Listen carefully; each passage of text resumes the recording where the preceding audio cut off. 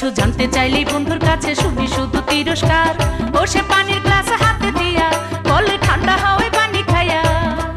তুমি বোঝো না এই সহজ বিষয়, পানির মতো পরিষ্কার এ তো পানির মতো পরিষ্কার। আমি হাতে নিয়ে পানির গ্লাস ভাবতে থাকি বারংবার, ভাবি খাবার জন্য এই পানি কি সত্যি সত্যি পরিষ্কার, নিরাপদ পরিষ্কার।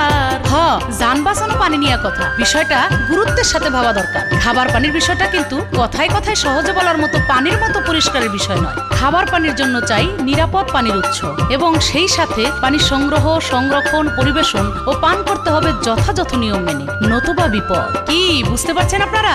এখন আমি আপনি সবাই জানি, জানে আমার নানি, পান করব নিরাপদ পানি। জনস্বার্থে ওয়াটার এইড।